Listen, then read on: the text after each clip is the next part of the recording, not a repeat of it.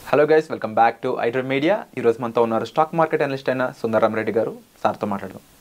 నమస్కారం సార్. నమస్తే అండి. సార్, రీసెంట్గా అంటే నేను విన్న ఒక హైలైట్ న్యూస్ అన్నమాట ఇది. జనరల్గా మ్యూచువల్ ఫండ్స్లో లాంగ్ టైంలో ఒక మంచి పర్సంటేజ్ రిటర్న్ తీయడం అనేది అంత ఈజీ కాదు. ప్రీవియస్గా కూడా మనం ఎన్నో ఎపిసోడ్స్లో డిస్కస్ చేస్తూ ఉన్నాము. అయితే ముఖ్యమైన పాయింట్ ఏంటంటే, ఈ పీటర్ లింక్ అనే ఒక పర్సన్ ఎవరైతే ఫండ్ మేనేజర్ ఉన్నారో, ఫిడెలిటీ అనే ఫండ్ ద్వారా దాదాపు 1977 నుంచి 1990 మధ్యలో 29% అయితే రిటర్న్ తీశారని విన్నాను అనమాట. ఇది ఎలా పాసిబుల్ అయింది? ఆయన స్టాక్ సెలెక్షన్ ఏ విధంగా ఉంటుంది? నెక్స్ట్ ఈ రేంజ్ పర్సంటేజ్ అనేది ఇంత డ్యూరేషన్లో కుదురుతుందా? ప్రపంచవ్యాప్తంగా మనం చూసుకున్నట్లయితే హైయెస్ట్ రిటర్న్స్ జనరేట్ చేసిన వాళ్ళలో అంటే మోర్ దెన్ 10 years కనుక మనం చూసుకుంటే అంటే పీటర్ లించ్ ఆల్మోస్ట్ టాప్ 10లో ఉంటారండి. ఆయన ఫిడెలిటీస్కి ఫండ్ మేనేజర్గా వర్క్ చేశారు. ఆల్మోస్ట్ 29 years వరకు యావరేజ్ రిటర్న్స్ 29%. 29% అంటే వరల్డ్లోనే టాప్ 10లో ఉంది ఆ పొజిషన్. ఓకే, అంతగా రిటర్న్స్ జనరేట్ చేశారనమాట. అది కూడా very long time, almost 28 years దాకా జనరేట్ చేశాడు.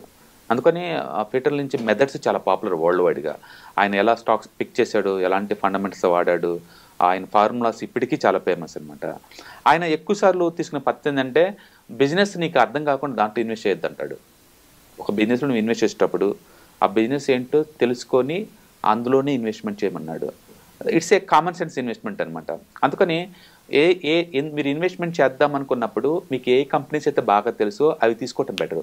ఫర్ ఎగ్జాంపుల్, మనం మార్నింగ్ నుంచి ఈవినింగ్ దాకా మనం చూసాం అనుకోండి, యావరేజ్ మీద ఒక మనిషి అనేవాళ్ళు ఒక 200 వస్తువులను వాడుతుంటాం.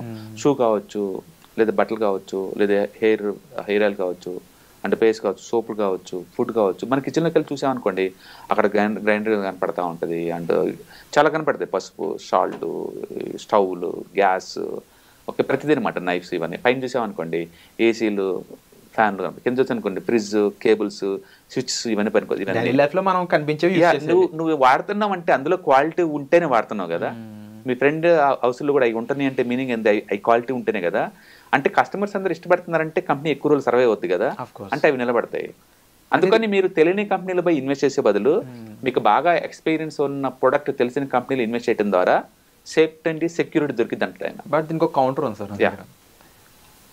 కొన్ని బ్రాండ్స్ ఏవైతే ఉన్నాయో నిజంగా క్వాలిటీ బ్రాండ్సే, ఐ విల్ యాక్సెప్ట్. బట్ కొన్ని రిలయన్స్ లాంటి పెద్ద బ్రాండ్, ఇండియన్ వైజ్ నేను చెప్తున్నాను. మన డిస్కషన్లో ఎన్నోసార్లు మాట్లాడుకున్నాము. ఒక 1 year, 2 years, 3 years down the line 10 years పాటు కూడా అసలు కదలకుండా ఆగిపోయిన స్టాక్స్ చాలా ఉన్నాయి, పెద్ద బ్రాండ్లు అనేవి.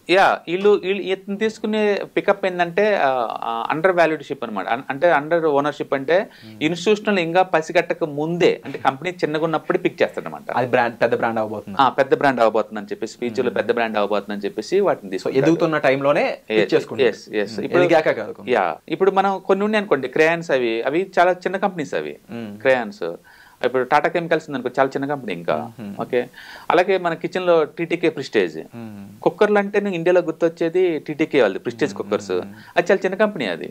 అందుకని ఆయన చిన్న కంపెనీ ఉన్నప్పుడే రెగ్యులర్గా మనకు తెలిసిన బిజినెస్ మోడల్లోనే ఇన్వెస్ట్ చేస్తారనమాట. అందుకని సేఫ్టీకి ఎక్కువ ప్రయారిటీ ఇచ్చేవాడు. తెలిసిన కంపెనీలో మాత్రం ఇన్వెస్ట్ చేసాడు, అన్నోన్ కంపెనీలో ఇన్వెస్ట్ చేసేవాడు కాదనమాట. అండ్ రెండోది, బాగా బోరింగ్ అంటే డెల్ కంపెనీస్ అనుకుంటున్న సెక్టర్లోనే ఇన్వెస్ట్ చేస్తారు. ఫ్రాన్సీ ఉన్న సెక్టర్లో పెట్టాడు. ఫర్ ఎగ్జాంపుల్, ఇప్పుడు ఇండియాలో ఫ్రాన్సీ సెక్టర్స్ అంటే ఏంది? Solar power, and next semi conductors, okay, and like technology, cloud computing, and artificial intelligence, ఇవన్నీ మోడర్న్ సెక్టర్. ఆయన ఇలాంటి కాదు, ఆయన మోస్ట్ ఎగ్జైటింగ్ బిజినెస్ మోడల్ పెట్టాడు. పక్క బోరింగ్ వచ్చే వాటిలో పెడతారనమాట.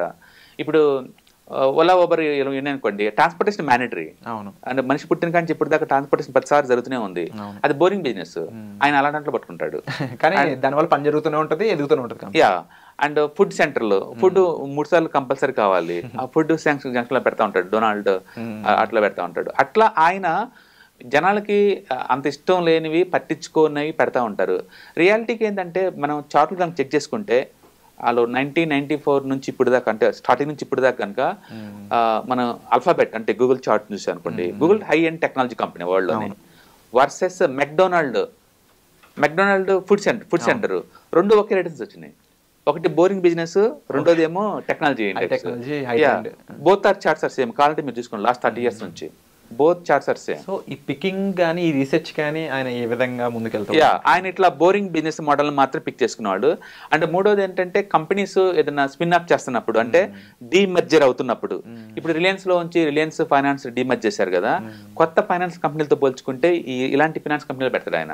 అంటే డీమర్జర్ అవ్వాలా పెద్ద కంపెనీ నుంచి. అంటే కంపెనీ కొత్తగా ఉండకూడదు, ఎంతకంత ఎక్స్పీరియన్స్ కంపెనీ అనుకోండి అలాంటిలో తీసుకుంటాడు అనమాట.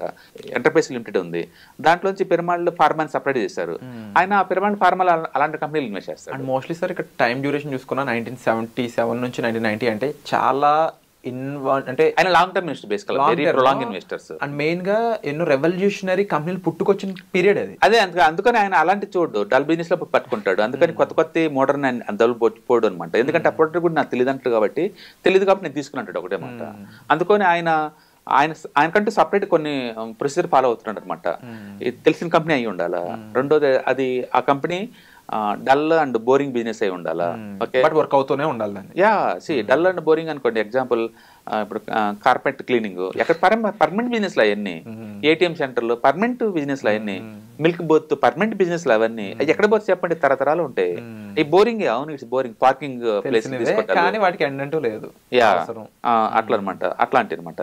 రెండోది ఈ స్పిన్ ఆఫ్ అయిన కంపెనీస్ కొంటాడు, అంటే డీమర్జర్ అవుతున్న కంపెనీ మీద ఫోకస్ ఎక్కువ చేస్తాడు. ఎందుకంటే అవి ఒక్కసారి ఏంటంటే అండర్ వాల్యూకి వచ్చేస్తుంటాయి అనమాట. అందుకని వాటి వాల్యూ ఫైండ్ అవుట్ చేసిన దాకా ఆయన ఉంచుకుంటాడు అనమాట. అందుకని డీమర్జరింగ్ అయ్యే కంపెనీలు మాత్రం ఇన్వెస్ట్ చేస్తుంటాడు, దాన్ని స్పిన్ అప్ అంటారు అనమాట. అంటే మూడోది ఇన్స్టిట్యూషనల్స్ ఎంటర్ కాకముందే ఎంటర్ అవుతాడు, అంటే లో ఇన్స్టిట్యూషనల్ ఓనర్షిప్ ఉన్న కంపెనీలో ఇన్వెస్ట్ చేస్తాడు. అంటే ఆయన చేసే పెద్ద పెద్ద ఎస్టాబ్లిష్ కంపెనీ తీసుకోడు, పెద్ద పెద్ద బిజినెస్ మోడల్కి ఆల్టర్నేటివ్గా ఉండే వాటిలో పెడతాడు అనమాట. ఓకే, సపోజ్ ఇప్పుడు ఫెవికాల్ ఉందనుకోండి, అది పెద్ద కంపెనీ, కానీ అలాంటి బిజినెస్ ఆపరేట్ చిన్నట్లు పెడతాడు ఆయన. అట్లా ఇంకా తక్కువ పెద్ద పెద్ద ఇన్వెస్టర్స్ ఇంకా కన్నేయక ముందే ఆ చిన్నటిని పిక్ చేస్తారు అన్నమాట. టెక్నికాలిటీస్ అనేవి ఈ విధంగా. రెండోది నెగిటివ్ రూమర్స్ వచ్చినప్పుడు, ఏదైనా బ్యాడ్ రూమర్స్ వచ్చినప్పుడు, 1-2 క్వార్టర్లీ బ్యాడ్ రిజల్ట్ వచ్చినప్పుడు ఆ టైంలో గుడ్ కంపెనీ బిజినెస్ మోడల్ పెట్టుకుంటాడు.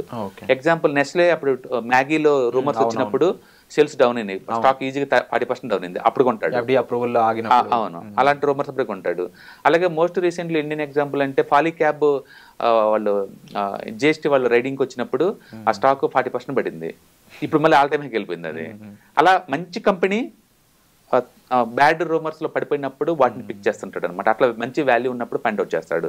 అండ్ అతను ఏదైనా తీసుకుంటే లేదా హై గ్రోత్ ఉండాలా, కంపెనీ బాగా గ్రోత్ ఉంటేనే తీసుకుంటాడు. ఫర్ ఎగ్జాంపుల్ ఇప్పుడు ఇండియాలో అనుకోండి, అంటే ట్రాన్స్పోర్టేషన్ ఫర్ ఎవర్ డిమాండ్ ఉంటుంది, షిప్ మ్యానుఫ్యాక్చరింగ్ కి ఫర్ ఎవర్ ఉంటుంది. వందే భారత్ ఇప్పుడు ఇండియాలో ఉన్న ట్రైన్స్ మొత్తం కలిపి 45-50 దాకా ఉన్నాయి. యాక్చువల్ టార్గెట్ 2030 కల్లా 800 అనమాట. అంటే వారానికి కూడా బయట రావాలి అది. అంటే అన్లిమిటెడ్ ఆపర్చునిటీ ఉంది ఆ ఏరియాలో. అట్లా ఆపర్చునిటీస్ అన్లిమిటెడ్ పొటెన్షియాలిటీ బాగా ఉన్న చోట పెడతాడు అనమాట. నెక్స్ట్ ఫండమెంటల్ వెరీ స్ట్రాంగ్ ఉండాలా, ఆ కంపెనీ ఎప్పుడు నిరంతరం బైబ్యాక్ చేస్తూ ఉండాలి, అంటే షేర్ హోల్డర్ని తగ్గించుకుంటూ ఉండాలి. టూ మచ్గా బోనస్ షేర్లు, స్టాక్ స్ప్లిట్స్ లాంటివి చేయకూడదు అనమాట. స్టాక్స్ ఎప్పుడు నిరంతరం బైబ్యాక్ చేయడం ద్వారా ఏంటంటే క్యాపిటల్ ఎఫిషియన్సీగా వాడుకోవచ్చు అనమాట అలాంటి కంపెనీస్. అంటే లాంగ్ టర్మ్ ఇన్వెస్ట్మెంట్ ఇలాంటి క్వాలిటీ ప్రొసీజర్ వాడటం ద్వారా ఆయన ఏంటంటే లాంగ్ టర్మ్లో ఆల్మోస్ట్ 27 years అలా 29% తీశాడు. అందుకని పీటర్ లించ్ అంటే ఒక గోల్డ్ మైన్ అది. ఆయన రాసిన బుక్స్ చాలా పాపులర్ అండి, ఆయన ఇట్స్ వెరీ ఫేమస్ అనమాట. అందుకని ఆయన మెథడాలజీస్ చాలా పాపులర్. చాలా మంది ఫండమెంటల్ అనలిస్టులు అందరూ ఏంటంటే ఆయన ఏ మెథడ్స్లో మనీ మేక్ చేసిన వాటిని స్కానర్లో పెట్టేసి అంటే స్టాక్స్ని తీస్తూ ఉంటారు అనమాట. పర్టికులర్గా బోరింగ్ బిజినెస్ మోడల్, లో ఇన్స్టిట్యూషనల్ ఓనర్షిప్ ఉన్నప్పుడు అండ్ అన్లిమిటెడ్ పొటెన్షియాలిటీ ఉన్న స్టాక్స్ని అండ్ బ్యాడ్ న్యూస్ ఉన్నప్పుడు పట్టుకోవటం ద్వారా ఆయన ఎక్కువ రిటర్న్ జనరేట్ చేశాడు. ఇప్పటికీ అది గోల్డెన్ స్టాండర్డ్. ఐ థింక్ మనం అందరూ ఫాలో అవ్వాల్సిన, నేర్చుకోవాల్సిన ఎన్నోవి ఆయన బుక్స్ ద్వారా నేర్చుకోవాలని నేను కూడా అనుకుంటున్నాను. Thank you so much for sir ఇలాంటి కేస్ స్టడీ తీసుకొచ్చాను. హాయ్. ప్రస్తుతం ఉన్న ప్రపంచంలో ఫైనాన్షియల్ లిటరసీ అనేది ఎంత ఇంపార్టెంటో అందరికీ ఇప్పటికే అర్థమై ఉంటుందండి. సో స్టాక్ మార్కెట్కి వచ్చేసరికల్లా ఇది చాలా అప్ అండ్ డౌన్స్ అవుతూ ఉంటాయి. మార్కెట్ చాలా వాలటిలిటీ ఎక్కువ ఉంటుంది. వేరే అసెట్ క్లాస్తో పోల్చుకుంటే ఇక్కడ టూ మచ్ వాలటిలిటీ ఉంటుంది. సో దీన్ని ఎలా హ్యాండిల్ చేయాలి and ETFs, index funds, mutual funds ద్వారా ఎలా మనీ మేక్ చేసుకోవచ్చు, ఇది టోటల్ మీకు ప్యాసివ్ ఇన్కమ్ లాగా as well as active income లాగా ఎలా ఉపయోగపడుతుందో ఈ ప్రోగ్రామ్ ద్వారా మీకు నేర్పడుతుంది. కాబట్టి ఇంట్రెస్ట్ ఉన్న పార్టిసిపెంట్స్ ఈ కింద రోల్ అవుతున్న నెంబర్కి పింగ్ చేసుకొని సీట్స్ బుక్ చేసుకోండి. Thank you.